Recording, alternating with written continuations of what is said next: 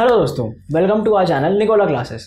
आज हम करेंगे 5 daily practice questions of matter in our surroundings class 9 का डे 2। ठीक है, तो पहले क्वेश्चन में हमें ना टेम्परेचर कन्वर्जन करना है। टेम्परेचर कन्वर्जन किसका करना है? क्या सेल्सियस से कैल्विन में और कैल्विन से सेल्सियस में। तो पहला क्वेश्चन हम जल्दी से देख लेते हैं। तो दोस्तों फर्स्ट क्वेश्चन हमारा है जो मैंने पहले बताया था आपको कि हमें सेल्सियस से कैल्विन में कन्वर्ट करना है और कैल्विन से सेल्सियस में कन्वर्ट करना है। उसमें हमारे को एक रेफरेंस पॉइंट होता है। Reference point in the sense हम देख लेते हैं कि कन्वर्ट कैसे होता है। अगर 0 डिग्री सेल्सियस है तो वहाँ पर 273 कैल्विन होगा। ठीक है, अगर थोड़ा सा और फर्दर देखें, अब इसमें एक रिलेशन देखेंगे। अगर 100 डिग्री सेल्सियस है तो 373 कैल्विन होगा। तो फ़र्क कितना आया? अगर कोई भी हमें वैल्यू सेल्सियस में गिवन है, कोई भी वैल्यू सेल्सियस में गिवन है, उसके अंदर हमें प्लस करना है 273, जिससे हमें वो कैल्विन में मिल जाएगा। तो हमारा रेफरेंस पॉइंट क्या हुआ कि अगर हमें सेल्सियस से कैल्विन में कन्वर्ट करना है तो हमें 273 ऐड करना पड़ेगा। वहीं अगर बात देखी जाए, अगर हमें कैल्विन से सेल्सियस में कन्वर्ट करना है तो कैल्विन से, अब देख लेते हैं कैल्विन से, अगर सपोज करो 373 कैल्विन यहाँ लिखा हुआ है और इसे हमें सेल्सियस में कन्वर्ट करना है तो हमें 273 माइनस करना पड़ेगा। कैल्विन नहीं, खाली यूनिट माइनस करनी पड़ेगी। तो क्या आ जाएगा हमारे पास? 100 डिग्री सेल्सियस। ठीक है, तो हमारे को इससे क्या पता लगा? अगर हमें कैल्विन से सेल्सियस में कन्वर्ट करना है तो हमें -100 करना पड़ेगा। सॉरी, -100 कह रहा हूँ, -273 करना पड़ेगा। वहीं अगर हमें सेल्सियस से कैल्विन में कन्वर्ट करना है तो हमें +273 करना पड़ेगा, जो इसके अंदर सेल्सियस में होगा, और कैल्विन में -273 करना पड़ेगा। अब ये बात कहेंगे कि कैल्विन 0 कब होगा? कैल्विन 0 कब होता? अब आप खुद मतलब कैल्विन जो है, कैल्विन 0 कब होगा? कब होगा? 0 कैल्विन लिख लिया हमने। अब इसको अगर हम सेल्सियस में कन्वर्ट करेंगे, तो हम क्या करते हैं? सेल्सियस में कन्वर्ट करने के लिए माइनस करते थे। तो इसमें से अगर हम माइनस करेंगे 0 - 273 तो हमारा क्या आएगा? वो -273 Celsius. 0 Kelvin is equals to -273 degree Celsius. Okay, -273 degree Celsius. तो इतना आपको समझ आ गया होगा? पक्का नहीं, इन द सेंस आप कमेंट्स बॉक्स में बता दीजिएगा समझ आया या नहीं आया आपको। ठीक है, तो यहाँ पर ना एक बार दोबारा रिवाइज कर लेते हैं कि अगर हमें दोबारा यहाँ पर आराम से रिवाइज कर लेते हैं। अगर हमें कैल्विन से, या पहले हम सेल्सियस ही देखते हैं, सेल्सियस से कैल्विन में जब कन्वर्ट करना है तो हमें +273 करना है, और जब कैल्विन से सेल्सियस में कन्वर्ट करना है तो -273 डिग्री करना है, -273 करना है। ठीक है, इतना रेफरेंस क्लियर हो गया। फर्स्ट पार्ट में क्या गिवन है? Convert the boiling point of water 100 degree in Kelvin. अब सबको पता है बॉइलिंग पॉइंट ऑफ वाटर क्या होता है? 100 डिग्री सेल्सियस होता है। तो इसको हमें कैल्विन में कन्वर्ट करना है। तो हमने क्या देखा था? ये 100 डिग्री को हमें कन्वर्ट करना है, 100 डिग्री सेल्सियस को कन्वर्ट करना है कैल्विन में। तो हम इसमें क्या करेंगे? +273 करेंगे तो हमें कैल्विन में मिल जाएगा। 100 + 273 इज इक्वल्स टू 373 कैल्विन। यहाँ पर हमने क्या किया? सेल्सियस से कैल्विन में कन्वर्ट करने के लिए +273 किया है, बस इससे ज़्यादा कुछ नहीं किया है। आगे हमारा कैल्विन में। बहुत ईजी है ये, लगता थोड़ा सा डिफिकल्ट है लेकिन बहुत ईजी है। वहीं दे रखा है convert the temperature of 573 Kelvin to Celsius. अब हमें क्या करना है? यहाँ पर 573 कैल्विन टू सेल्सियस। एक चीज़ और ध्यान से बता दूँ मैं आपको, जैसे यहाँ पर सेल्सियस में तो डिग्री लिखा है ना, कैल्विन में ना यहाँ पर कोई डिग्री नहीं होती है। कैल्विन में कोई भी डिग्री नहीं होती है, कैल्विन में खाली हम के लिखते हैं। अब हमें यहाँ क्या करना था? माइनस करना था। जब हम कैल्विन से सेल्सियस में कन्वर्ट करेंगे तो माइनस करेंगे। इतना याद रखना, एक ही चीज़ पढ़ के चलना कि जब हम सेल्सियस से कैल्विन में कन्वर्ट करेंगे तो +273 करेंगे, और उल्टा करेंगे तो माइनस कर देंगे। 573 - 273 कितना आएगा, माइनस कर लीजिए, कितना आएगा 300, तो क्या है 300 डिग्री सेल्सियस। नेक्स्ट वाले में क्या है, convert the temperature of 373 degree to Kelvin. 373 degree to Kelvin, ऐसे भी लिख सकते हैं, गिव्स भी लिख सकते हैं, गिव्स कहते हैं ना इसको, ऐसे भी लिख सकते हैं, ऐसे भी लिख सकते हैं, दोनों सही हैं। यहाँ पर क्या करते थे हम, ऐड करते थे, तो 373 plus 273 is equals to 6, 3 plus 3 6, 7 plus 7 14, carry over 1, यहाँ क्या आ जाएगा 646 केल्विन। ठीक है, एक बार यहाँ आंसर लिख लेते हैं इनका। यहाँ पर क्या आया इसका 373 केल्विन, इस वाले का क्या आया 300 डिग्री सेल्सियस, यहाँ पर क्या आया हमारा 646 केल्विन। ठीक है, अब नेक्स्ट क्वेश्चन देखते हैं। इस वाले क्वेश्चन में कोई डाउट हो तो कमेंट बॉक्स में या इंस्टाग्राम पे आप डीएम कर सकते हैं। और ऐसे रोज नए नए क्वेश्चन आएंगे तो प्लीज़ उन क्वेश्चन को सॉल्व करके ना हमें सेंड कर सकते हो, या आप जब शाम को ये सोल्यूशन वीडियो आएगी तो उससे चेक कर सकते हो। इससे क्या होगा, आपको मदद काफ़ी मिल जाएगी कि क्वेश्चंस को लिखना कैसे है और उनको कैसे एग्जाम में बहुत अच्छी तरह रिप्रेजेंटेशन करनी है। कुछ चीज़ें होती है ना, कई बार हमें समझ नहीं आता है कि यार कैसे इसको रिप्रेजेंट करें, यार कैसे क्वेश्चन को, मतलब हमारे दिमाग में तो होता है आंसर, लेकिन उसको समझ नहीं आता कि यार उसको अपने पेपर पे कैसे उतारें। तो यहाँ पर ना वो चीज़ आपको यहाँ पर मदद करेगी।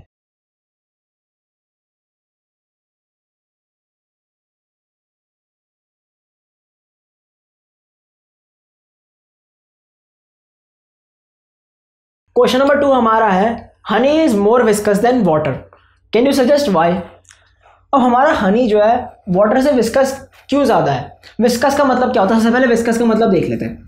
विस्कस का मतलब होता है गाढ़ापन, हिंदी में उसे हम कहते हैं गाढ़ापन, कितना ज़्यादा गाढ़ा है।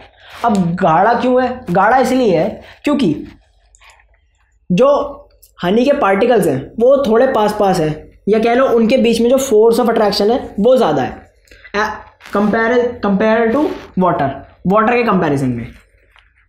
ठीक है, तो अगर हम फोर्स ऑफ अट्रैक्शन को थोड़ा सा एक्सप्लेन करें, फोर्स ऑफ अट्रैक्शन क्या होती है। अगर मैंने एक इंसान को पकड़ रखा है, अगर मैंने एक इंसान को उसका हाथ पकड़ रखा है और मैं उसको खींच रहा हूँ अपनी तरफ, खींच रहा हूँ बहुत ज़्यादा, तो मैं उसको फोर्स लगा रहा हूँ अपनी तरफ खींचने के लिए, तो क्या होगा फोर्स ऑफ अट्रैक्शन, मैं उसको अपनी तरफ अट्रैक्ट कर रहा हूँ, खींच रहा हूँ, तो उसको हम कहते हैं फोर्स ऑफ अट्रैक्शन। वहीं अगर हम बात करें फोर्स ऑफ अट्रैक्शन सबसे ज़्यादा किस में होता है, सबसे ज़्यादा हमारा होता है फोर्स ऑफ अट्रैक्शन सॉलिड्स में। उसके जो पार्टिकल्स होते हैं वो एक दूसरे के बिल्कुल क्लोजली बैठे होते हैं, तो उनके बीच में ना फोर्स ऑफ अट्रैक्शन ना बहुत ज़्यादा होता है। तो फोर्स ऑफ अट्रैक्शन से ये कह सकते हैं कि फोर्स ऑफ अट्रैक्शन जितना ज़्यादा होगा कि दो पार्टिकल्स के बीच में उतना कम स्पेस होगा। ये मान सकते हैं हम, हाँ बिल्कुल मान सकते हैं, ये सच है। वहीं अगर हम हनी की बात करें और वाटर की बात करें, वाटर के अंदर force of attraction as compared to honey कम है, हनी का फोर्स ऑफ अट्रैक्शन ज़्यादा है वाटर से थोड़ा सा, जिसकी वजह से वो गाढ़ा होता है। अब एक चीज़ मेरे को बताओ, सपोज करो अगर यहाँ से छोटे छोटे पार्टिकल्स जा रहे हैं, ऐसे जा रहे हैं पार्टिकल्स, गिर रहे हैं, ये हनी की बॉटल है, इससे पार्टिकल्स गिर रहे हैं, तो उन्होंने थोड़ा हाथ ना थोड़ा टाइट तरीके से पकड़ रखा है, थोड़ा टाइट तरीके से पकड़ रहा है, तो वो धीरे धीरे नहीं गिरेंगे, धीरे धीरे गिरेंगे। वहीं पानी है, पानी के जो पार्टिकल्स हैं उन्होंने हाथ थोड़ा ढीला पकड़ रखा है, ढीला इसके कंपैरिजन में, हनी के कंपैरिजन में, तो थोड़ा तेज गिरेंगे, तो इसको विस्कोसिटी कहते हैं, इससे ही गाढ़ापन बनता है। विस्कोसिटी का मतलब क्या होता है, विस्कोसिटी होती है हमारी प्रॉपर्टी, जैसे हम कहते हैं कंडक्टिविटी और विस्कोसिटी की प्रॉपर्टी है ये इसकी, कि ये जो है ना, ये जैसे अगर मैं डस्टर की बात करूँ तो ये कंडक्टिविटी है, इसके अंदर ये कंडक्टिव है, ये कंडक्टर है। अगर मैं इसकी बात करूँ उसको मैं कहूँगा विस्कस, उसको जैसे कि बात करें कि ये मटेरियल कैसा है, ये विस्कस है भैया, ये विस्कस है, या कंडक्टर है, ये कंडक्टर है, इसकी ये काम कर सकता है वो, लेकिन उसकी प्रॉपर्टी क्या होगी भैया कि ये काम कितना कर सकता है, किसकी कंडक्टिविटी कितनी है। जैसे गोल्ड की कंडक्टिविटी सबसे ज़्यादा होती है और सिल्वर की कंडक्टिविटी सबसे ज़्यादा होती है, दोनों की। इस मार्कर को अगर मैं बोलूँ कंडक्टर है तो इसकी कंडक्टिविटी गोल्ड और सिल्वर जितनी तो नहीं होगी ना, तो आप रिलेट कर पा रहे होगे। अब हम बढ़ते हैं नेक्स्ट क्वेश्चन की ओर, थर्ड क्वेश्चन की ओर।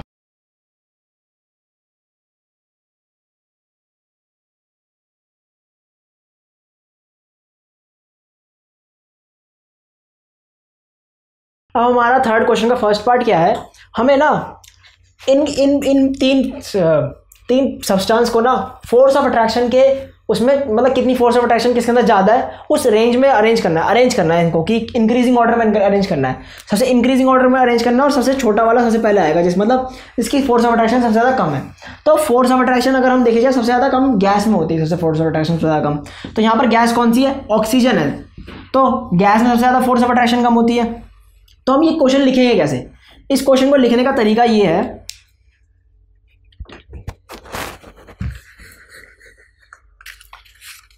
इस क्वेश्चन का तरीका लिखने का ये है, इंक्रीजिंग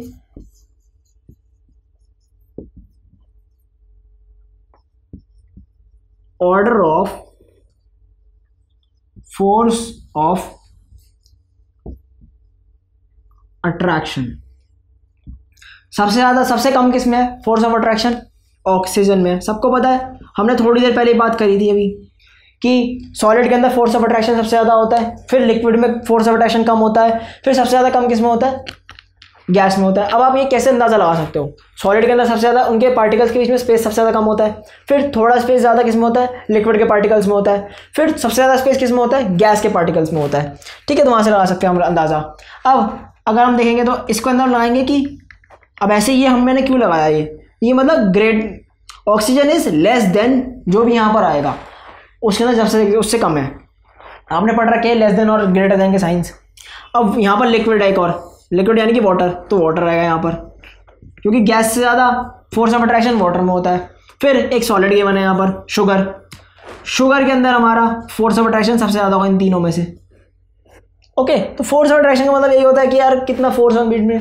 तो यहाँ पर अगर देखा जाए तो इन्होंने एक और चीज़ भी लिखी है, ये गैस है, ये लिक्विड है, ये सॉलिड है। हमारे थर्ड क्वेश्चन में ये है, give reason to justify that water is a liquid at room temperature and an iron almirah is solid. अब हमें इनके रीजंस देने हैं, दोनों के दो रीजन देने हैं। फर्स्ट पार्ट का रीजन क्या देंगे हम, कि वाटर जो है रूम टेम्परेचर पे लिक्विड क्यों रहता है। अब रूम टेम्परेचर पे अब लिक्विड क्यों रहता है, तो हम लिक्विड की प्रॉपर्टीज देख लेते हैं। लिक्विड की प्रॉपर्टी क्या होती है, फिक्स्ड वॉल्यूम,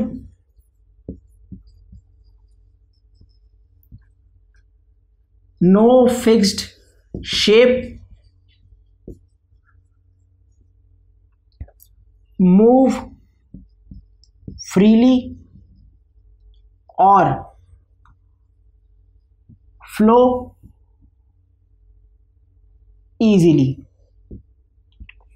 ठीक है, तो यहां पर हमारा वाटर जो है फिक्स्ड वॉल्यूम में भी होता है। अगर हम एक जार से दूसरे जार में डाल दें तब भी उसकी वॉल्यूम उतनी रहेगी। अगर एक जार में वो 1 लीटर है तो दूसरे जार में भी 1 लीटर होगा, चाहे उसकी शेप चेंज हो जाए। तो वाटर की हम शेप भी चेंज कर लेते हैं, तो ये वाला पॉइंट भी क्लियर हो गया भैया लिक्विड में।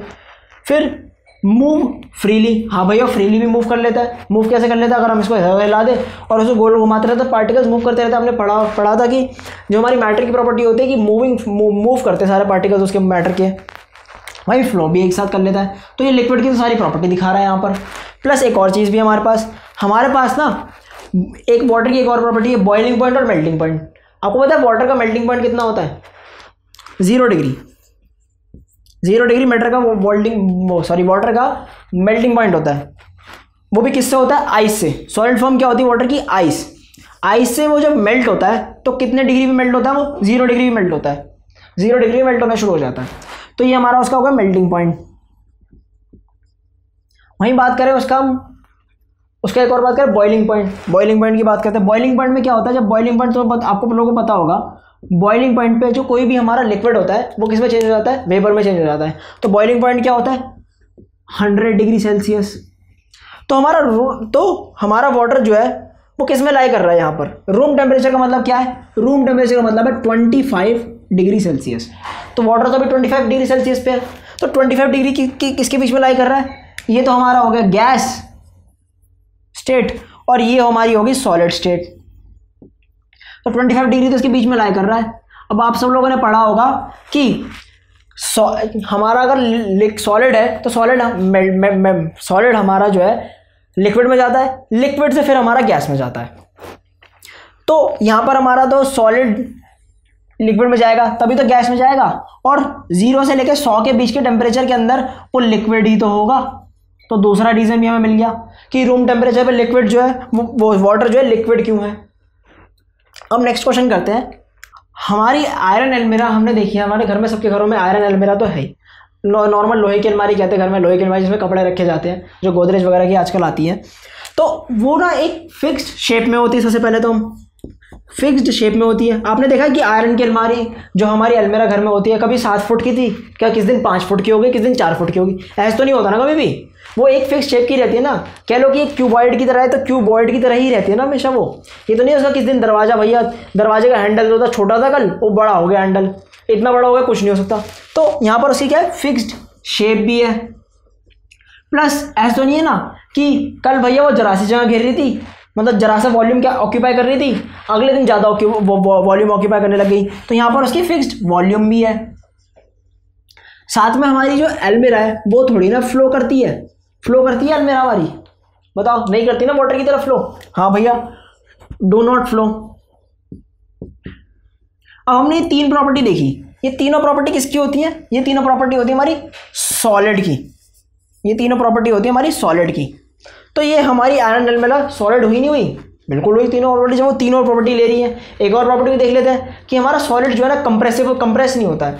तो आपने कभी हमारे अपनी अलमीरा को अगर जोर से दबाया या धक्का मारा, उसका मतलब क्या वो पिचक गई है। कंप्रेस का मतलब होता है पिचक जाना, एकदम से मतलब बिल्कुल ही दब जाना। दबी है, आज तक नहीं दबी है, या तुमने उसके हथौड़ा देके मारा तो बात अलग है, लेकिन वैसे तो दबा, वो तो थोड़ा खाली स्पेस में दबती है ना, वैसे तो दबती नहीं है ना पूरी। तो डू नॉट कंप्रेस।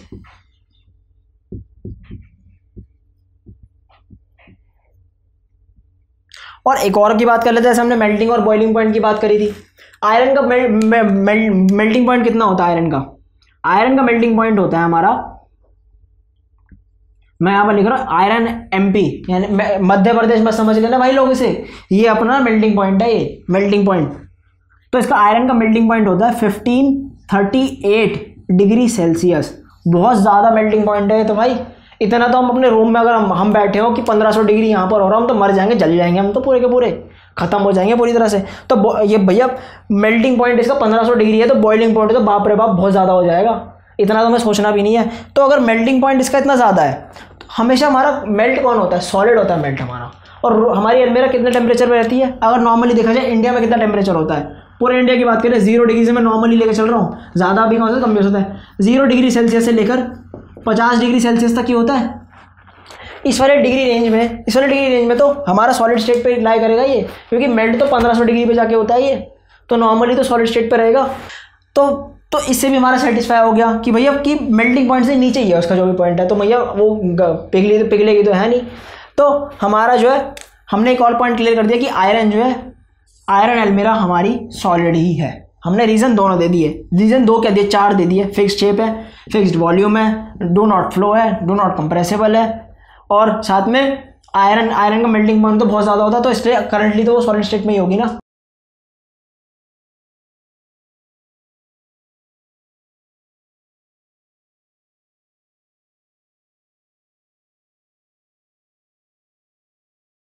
अब हमारा नेक्स्ट क्वेश्चन है कि हम हवा में आसानी से हाथ चला सकते हैं, लेकिन अगर हमें कोई प्लैंक हो, लकड़ी का टुकड़ा हो, उस पर अगर हम हाथ दे के मारे, यूँ करके हाथ दे के मारे, तो वो टूटता नहीं है यार।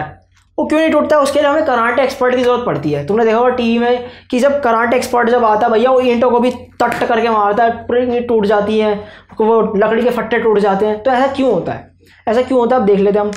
अब हवा में तो हमने ऐसे मार दिया भैया, हवा में तो ऐसा हो जाता है, सॉलिड में क्यों नहीं होता है? अगर हम बात करें एयर की, नहीं हमारे पास एक चेम्बर है, इसके अंदर एयर है या कुछ भी कह लो, एयर के बीच में स्पेसेस जो होते हैं, मैंने ये ज़्यादा बड़े बना दिए। एयर के पार्टिकल्स में हमारे ना बीच में ना स्पेस बहुत ज़्यादा होता है। जब हम ऐसे करके मारते हैं तो वो जो पार्टिकल्स है हिल जाते हैं धागा, तो हमें कोई फ़र्क नहीं पड़ता है, हमारे हाथ को कोई फ़र्क नहीं पड़ता है, थोड़ा बहुत रेजिस्टेंस महसूस होता है लेकिन कुछ फ़र्क नहीं पड़ता है। तो उनके बीच में स्पेसेस होने की वजह से ना उनके बीच में फोर्स ऑफ अट्रैक्शन भी बहुत ज़्यादा कम होती है। तो हमें ना फोर्स ऑफ अट्रैक्शन तो मैं बताया था, अगर मैंने किसी दूसरे बंदे का हाथ पकड़ रखा है, ऐसे करके हाथ पकड़ रखा है, अगर कोई दूसरा बंदा इसके ऊपर दे के मारे हाथ, देखिए मारे, तो उसे थोड़ा सा दम लगाना पड़ेगा ना इसको बीच में से तोड़ने के लिए, इस ये जो हाथ मिला रखा है इसको तोड़ने के लिए दम लगाना पड़ेगा ना। तो एयर में तो किसी ने ज़्यादा हाथ मिला नहीं रखा होता, सबको पता है एयर में तो सबसे कम फोर्स ऑफ अट्रैक्शन होती है कि अगर कोई यूँ करके मारेगा तो टूट जाएगा। वहीं अगर हम सॉलिड की बात करें, ये सॉलिड है, सॉलिड में तो भैया एक के साथ चिपके बैठे रहते हैं, ये ऐसे करके चिपके बैठे रहते हैं ये लोग सारे पार्टिकल्स। तो यहाँ पर जो है अगर हम हाथ मारेंगे तो भैया दम तो चाहिए, क्योंकि ये जो बीच का जो फोर्स ऑफ अट्रैक्शन है इसको तोड़ना है, इस बीच के फोर्स ऑफ अट्रैक्शन को हमें तोड़ना है। तो इसलिए हमें भैया कराटे वाले बंदे की तो ज़रूरत पड़ेगी, क्योंकि हम आम आदमी तो भैया तोड़ नहीं सकता इतनी जल्दी तरह, क्योंकि कराटे वाले बंदे को तो पता है भैया कितना फोर्स मारना, कितनी ज़ोर से मारना है और किस टेक्निक से मारना है। टेक्निक भी बहुत मैटर करती है कराटे का, तभी तो नाम है टेक्निक। वरना जैसे भैया कोई भी ज़ोर से मार देगा टूट जाएगा, लेकिन वहाँ टेक्निक भी मैटर करती है। इन सबको ऐसे तोड़ना है, यहाँ से तोड़ना है, इस प्लैंक को बीच में से तोड़ना है। जैसे प्लैंक है, प्लैंक मतलब लकड़ी का टुकड़ा है, उसको बीच में से तोड़ना है। तो उसके जो पार्टिकल्स यहाँ होंगे, इनके बीच में फोर्स ऑफ अट्रैक्शन तो कुछ ना कुछ होगी ना, कुछ फोर्स ऑफ अट्रैक्शन होगी। उसको तोड़ने के लिए ऐसे अगर फोर्स ऑफ अट्रैक्शन है, उसको तोड़ने के लिए यहाँ से ऊपर से मारना है तो दम तो लगाना पड़ेगा ना, इसलिए हमें कराटे वाले बंदे की जरूरत पड़ती है। क्यों? फोर्स ऑफ अट्रैक्शन ज़्यादा होता है सॉलिड में एज़ कम्पेयर टू गैस, बहुत ज़्यादा ही होता है सॉलिड्स में। तो नेक्स्ट क्वेश्चन की तरफ बढ़ते हैं।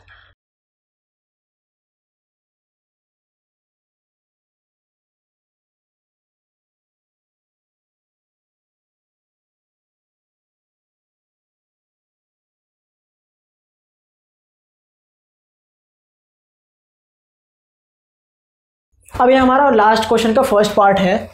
Out of solid gases liquids which one has maximum moment of particles. Maximum moment किस में होती है? सबसे ज़्यादा गैसेस में होती है मैक्सिमम मोमेंट। क्यों? गैसेस सबसे ज़्यादा फ्रीली घूमती है, सबसे ज़्यादा इधर उधर भटकती रहती है, उसके पार्टिकल्स इधर उधर घूमते रहते हैं। तो सबसे ज़्यादा मैक्सिमम मोमेंट किस में हुई? गैस में हुई। वहीं बात करिए मैक्सिमम इंटर पार्टिकल अट्रैक्शन हम कह सकते हैं इंटरमॉलिक्यूलर अट्रैक्शन। सबसे ज़्यादा इंटरमॉलिक्यूलर अट्रैक्शन या फोर्स ऑफ अट्रैक्शन किसके बीच में होती है? हमारे सॉलिड्स के बीच में होती है, क्योंकि सॉलिड्स जो होते हैं सबसे ज़्यादा पास होते हैं, सबसे ज़्यादा पास होते हैं, सबसे ज़्यादा अट्रैक्शन उनके अंदर ही होती है, सॉलिड्स में होती है maximum. Minimum space between particles. Minimum space between particles क्या होते हैं? अभी थोड़ी देर पहले, अभी जस्ट पहले बोला मैंने कि सॉलिड्स के बीच में सबसे, उनके पार्टिकल्स के बीच में सबसे कम स्पेस होता है। तो इसका आंसर भी सॉलिड है, अब नेक्स्ट हमारा एमसीक्यू है, एमसीक्यू देख लेते हैं। तो दोस्तों क्वेश्चन नंबर 5 का सेकंड पार्ट है, जो हमारा लास्ट क्वेश्चन है। Which of the following statement is incorrect? The particle of matter are very very small. हाँ भैया, जितने मैटर होते हैं, मैटर के जितने ही पार्टिकल्स होते हैं सारे छोटे छोटे होते हैं। The particles of matter attract one another. हाँ, जितने भी हमने देखा था कि सॉलिड में भी पार्टिकल्स जो है एक दूसरे को अट्रैक्ट करते हैं, लिक्विड में भी एक दूसरे के पार्टिकल्स को अट्रैक्ट करते हैं, गैस में भी अट्रैक्ट करते हैं। चलो गैस में कम से कम अट्रैक्ट करते हैं, लेकिन अट्रैक्ट तो करते हैं ना। थर्ड कह रहा है the particles of some of the matter are moving constantly. हाँ यार, वहाँ सारे के सारे जो मैटर्स होते हैं सम के होते हैं, सॉलिड में मूव नहीं कर रहे होते, लेकिन गैस और लिक्विड में मूव कर रहे होते हैं। वही बात है लास्ट वाले की, the particles of all the matter have space between them. ना यार, ये स्टेटमेंट ना गलत है। क्यों गलत है? क्योंकि हमारे जो सॉलिड होते हैं ना, उनके बीच में स्पेसेस बहुत कम होते हैं, नेग्लिजिबल होते हैं उनके बीच में स्पेसेस सॉलिड्स के अंदर। लिक्विड्स में होते हैं, गैसेस में होते हैं, लेकिन हमारे जो सॉलिड्स के अंदर ना जो स्पेस होता है वो नेग्लिजिबल होता है। नेग्लिजिबल मतलब इतना कम कि हम देख नहीं सकते हैं, ना मतलब महसूस कर सकते हैं, ना उसको नाप सकते हैं। तो यही हमारा ना आज का 5 डेली प्रैक्टिस क्वेश्चंस का लेक्चर खत्म हुआ है। तो अब मंडे को भी ना, मंडे को कह रहा हूँ मैं, नेक्स्ट भी ना आएंगे। अब आज तो मंडे था, आज का तो आ गया, ट्यूसडे को भी आएगा और वेडनेसडे को भी आएगा, खाली संडे को नहीं आएगा। Thank you for watching this video.